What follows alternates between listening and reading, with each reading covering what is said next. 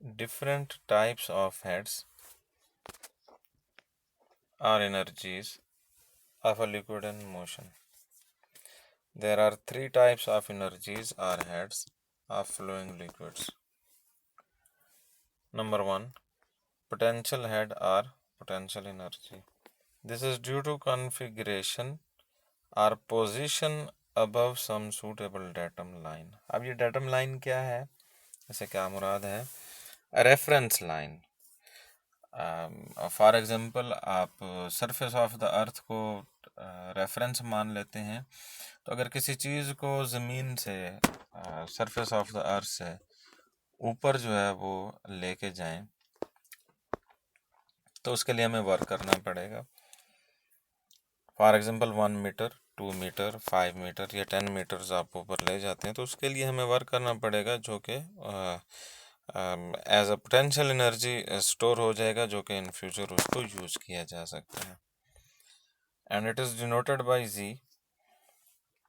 दूसरे नंबर पे है वेलोसिटी हेड और काइनेटिक एनर्जी.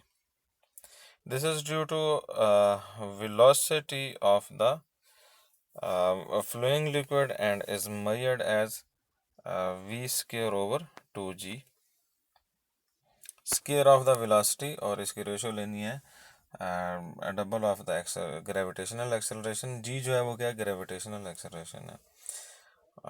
आगे ये एक्सप्लेन भी करे, where v is the velocity of flow and g, this g is acceleration due to gravity and its value is g is equal to 9.81 metre पर सेकंड स्क्वायर. चूंकि ये acceleration है तो इसके यूनिट्स जो है वो क्या है, मीटर पर सेकंड स्क्वायर है.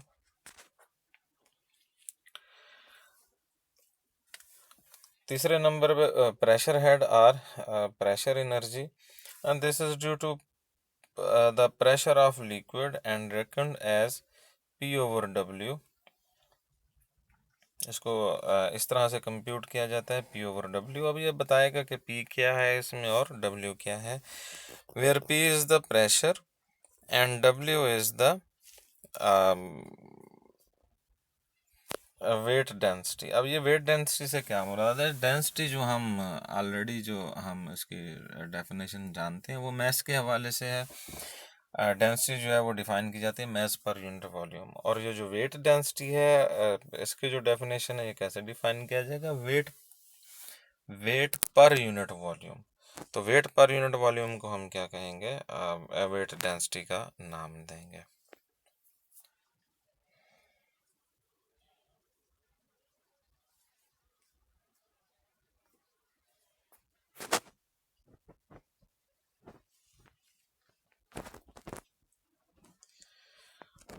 तो अभी हमने 3 टाइप्स के जो है वो हेड अभी हमने पढ़े थे. अब ये तीनों को कंबाइन करके वो एक सिंगल हेड का नाम दे रहा है और उसका उसने नाम क्या रखा है? टोटल हेड या total energy. Total head of a liquid particle which is moving is the sum of its potential head, kinetic head and pressure head.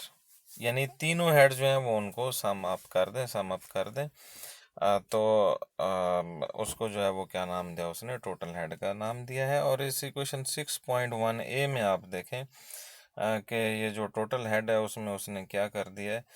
जी और वी स्क्वायर ओवर 2g और P ओवर W, इन सब को उसने क्या कर दिया?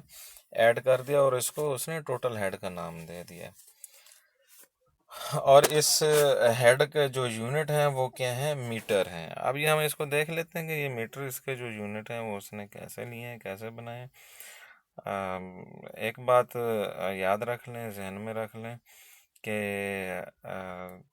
Same types की जो क्वांटिटीज़ हैं मैथमेटिकली हम उनको ऐड अप कर सकते हैं. मिसाल के तौर पे ये z है, इसमें ये जो अभी एक्सप्रेशन लिखा हुआ है टोटल हेड वाला, इसमें z है, v स्क्वायर ओवर 2g है और p ओवर w. अगर इनके यूनिट सेम है तो ही हम इनको ऐड कर सकते हैं, अदरवाइज हम इनको ऐड नहीं कर सकते. अब हम ज़रा ये देख लेते हैं कि इनके जो यूनिट्स हैं वो क्या आइडेंटिकल हैं, एक जैसे हैं या नहीं हैं। हम इसको ज़रा इसका जायज़ा ले लेते हैं।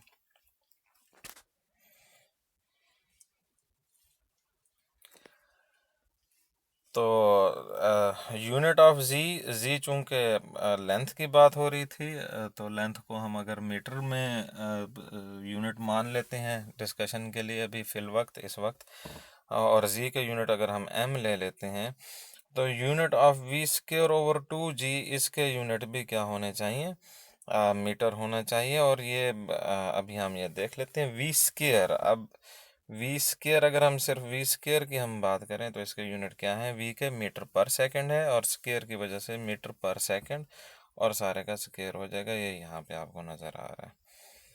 अच्छा, अब दूसरे नंबर पे आ जाएं, जो डिनोमिनेटर में टू कांस्टेंट है और जी के जो यूनिट हैं वो क्या है, मीटर पर सेकंड स्क्वायर एक्सेलरेशन के, तो ये मीटर पर सेकंड स्क्वायर है। और अगर हम इसको सिंपलीफाई करें तो मीटर्स, हमारे पास जो रिजल्टेंट, जो हमारे पास क्वांटिटी बचेगी, जो चीज़ बचेगी, वो सिर्फ क्या होगा, मीटर होगा।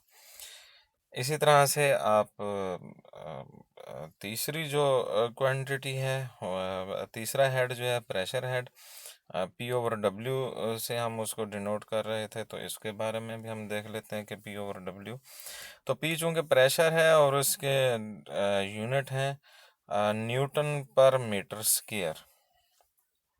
फोर्स पर यूनिट एरिया होता है ना प्रेशर, तो न्यूटन जो है वो फोर्स है, और एरिया का जो यूनिट है वो मीटर स्क्वायर है। अगर हम इस वक्त मीटर लेंथ ले रहे हैं, लेंथ का यूनिट जो मीटर ले रहे हैं, तो एरिया का जो यूनिट है वो क्या होगा, मीटर स्क्वायर होगा। तो प्रेशर का यूनिट इस वक्त बन गया न्यूटन पर मीटर स्क्वायर।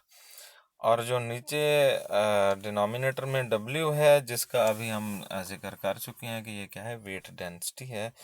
तो वेट जो है वो फोर्स है, और फोर्स का अगेन यूनिट उसने न्यूटन लिया हुआ है। और वेट पर यूनिट वॉल्यूम, तो वॉल्यूम के जो यूनिट होंगे वो क्या होंगे, क्यूबिक मीटर। तो इसके जो वेट डेंसिटी है, इसका यूनिट अल्टीमेटली क्या बन जाएगा, न्यूटन मीटर क्यूब बन जाएगा।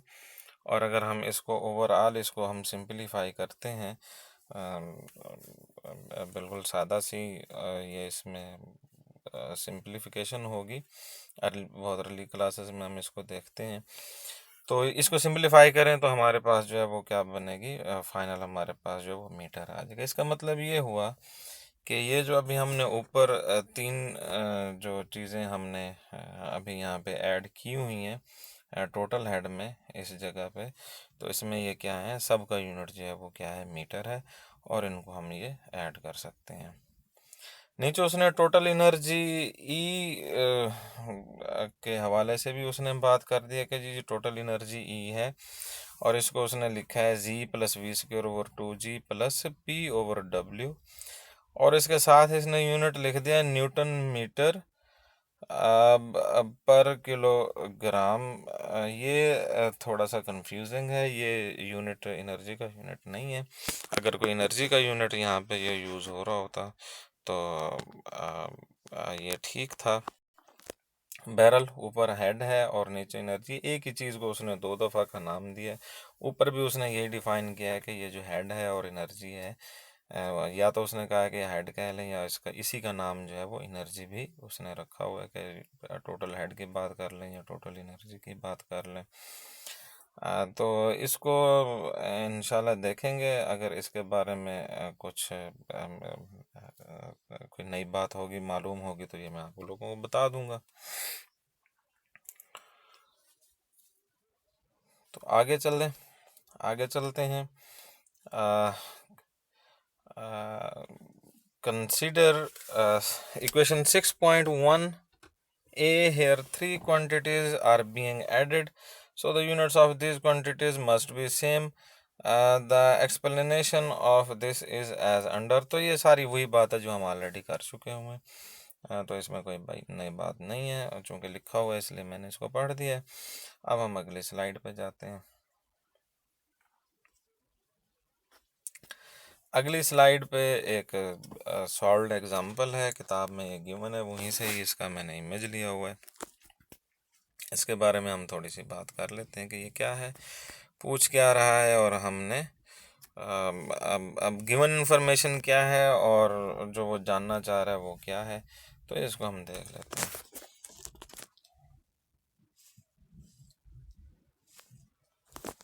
तो एग्जाम्पल नंबर 6.1 है, उसका टाइटल भी लगा हुआ है उसका एग्जाम्पल का। In a pipe of 90 millimetre diameter water is flowing with a mean velocity of 2 meter per second and at a gauge pressure of 350 kilo newton पर मीटर स्क्वायर। अब ये गेज प्रेशर क्या है ये मैं भी बता देता हूँ। गेज प्रेशर क्या है, क्वेश्चन की स्टेटमेंट पढ़ लेते हैं पूरी पहले।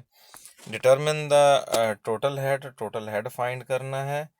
If the pipe is 8 metre above the datum line neglect friction, कहते हैं कि फ्रिक्शन को जो है वो नेगलेक्ट कर दिया जाए।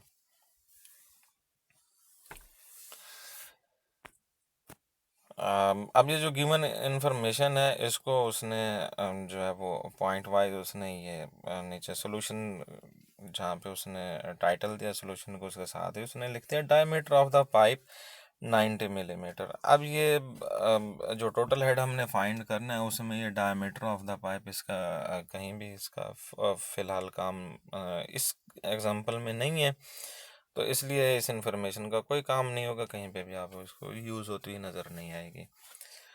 प्रेशर पी है 350 किलो न्यूटन पर मीटर स्क्वायर, और इसको उसने गेज प्रेशर का नाम दिया। गेज प्रेशर ऑलरेडी हम फ्लूइड मैकेनिक्स 1 में भी डिफाइन कर चुके हैं।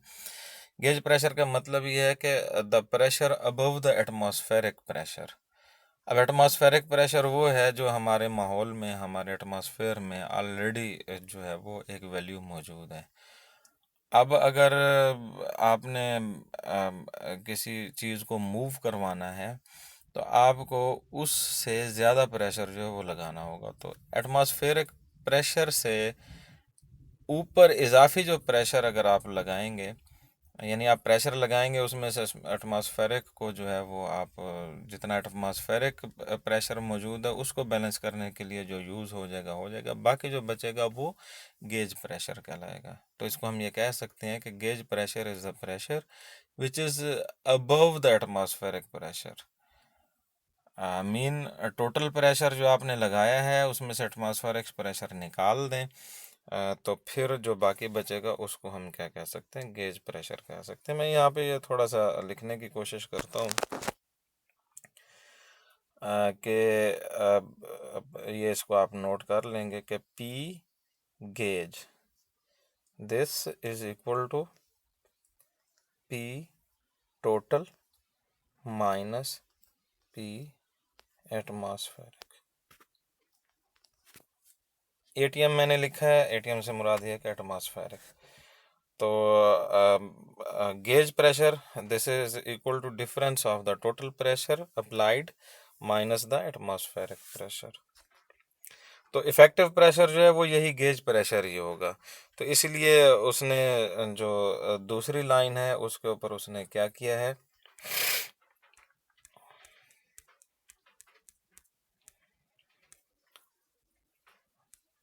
जहाँ पे उसने प्रेशर पी जो है वो यहाँ पे ये लिख के बताइए, दोबारा मैं इसको हाईलाइट कर देता हूँ। Pressure P this is equal to 350 kilo newton पर मीटर स्क्वायर। तो ये वही गेज प्रेशर है। और velocity of the water V this is equal to 2 metre पर सेकंड, ये भी उसमें उसने बता चुका है। और डेटम हेड जो है वो क्या है, जी इज इक्वल टू 8 मीटर, यानी रेफरेंस लाइन से, रेफरेंस लाइन हम अर्थ को मान रहे हैं, ज़मीन को मान रहे हैं, तो रेफरेंस लाइन से जो ये क्या है 8 मीटर अबव है। चूँकि ये मैंने अभी कुछ लिखा था इक्वेशन तो उसको मैंने अंडू किया, तो ये बार बार एक चीज़ जो है वो स्क्रीन पे अपेयर हो रही है। उम्मीद है आप इससे इंशाल्लाह कंफ्यूज नहीं होंगे।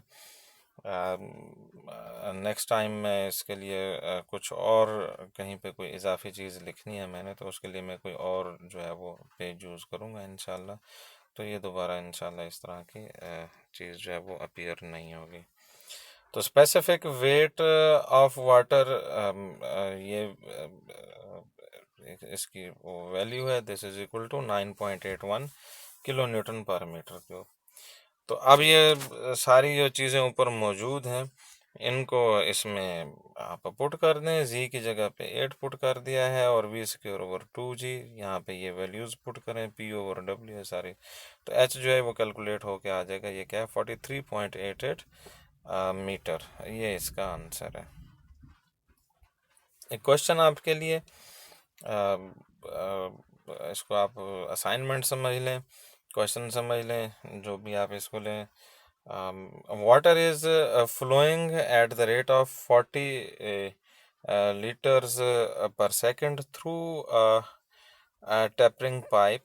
The diameter at the bottom and upper ends are 300 and 200 millimetre respectively.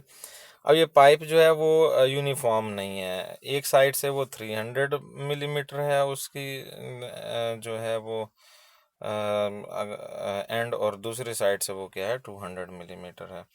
If the intensities of pressure at the bottom and upper ends are 250 units and 100 units, unit ये इसके लिए किलो न्यूटन पर metre square ले रहा है pressure के लिए। Pressure भी वो कह रहा है कि दोनों एंड्स पे वो मुख्तलिफ है। Find the difference in the datum head.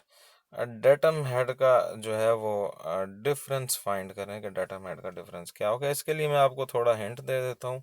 ये नेक्स्ट पेज के ऊपर हम चलते हैं और वहाँ पे मैं आपको ये दे देता हूँ। हिंट क्या है, वॉल्यूम फ्लो रेट दिया हुआ है 40 litres per second.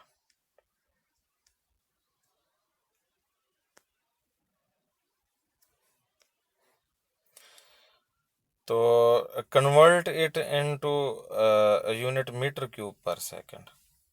Litre per second को किस में कन्वर्ट करें, मीटर क्यूब पर सेकेंड इसमें कन्वर्ट करें, ताकि ये आपके पास जो है वो क्या आ जाए, वॉल्यूम फ्लो रेट आपके पास आ जाए। चूँकि हम मीटर में इसको लेना चाह रहे हैं, मीटर क्यूब में, अभी हमने पिछली एग्जांपल भी हमने सॉल्व की है और वो जो वेलोसिटी जो टोटल हेड था उसके यूनिट मीटर थे, तो हम इसको जो क्वांटिटीज़ हैं उसको मीटर या एरिया तो मीटर स्क्वायर या वॉल्यूम है तो मीटर क्यूब में हम इनको लेके आना चाहते हैं। Diameters of pipe are given in millimetres, ये मिलीमीटर्स में गिवन है। कन्वर्ट इनटू मीटर्स, इनको मीटर में कन्वर्ट कर लें। Find area of the pipe orifice at both ends, जो पाइप का इनलेट है और आउटलेट है उसका एरिया फाइंड कर लें। Then divide volume flow rate with area of pipe ends to find the velocity of fluid at the both ends. Metre cube पर second है, इस वॉल्यूम फ्लो रेट है। इसको अगर आप मीटर स्क्वायर से इसको यूनिट किसी क्वांटिटी से डिवाइड कर देंगे, वो एरिया होगा, तो ये क्या रह जाएगा, मीटर पर सेकंड रह जाएगा, जो कि आपके पास वेलोसिटी होगी। इसमें ये बताना मकसूद है। Consider that heads eight both ends is same. यहाँ पे आपने क्या कंसीडर करना है कि दोनों एंड्स पे जो है वो हेड क्या है, सेम है। टोटल हेड जो है वो क्या है, सेम है। तो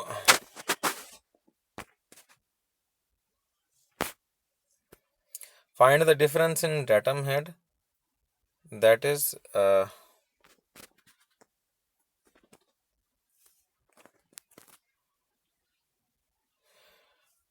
find the difference in datum head, that is consider z1 is datum at one end and z2 at the other end।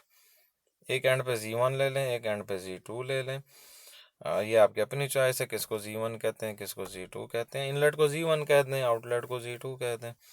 तो उसके बाद अब आपने z1 माइनस z2 कंप्यूट करना है, या फिर आप z2 माइनस z1 कंप्यूट कर लें, ये आपकी मर्ज़ी है। एक्चुअली ये वैल्यू आएगी हम इसको इसकी जो मैग्नीट्यूड है हम एक्चुअली उसको देखना चाहते हैं कि ये डेटम हेड का जो डिफरेंस है वो क्या होगा।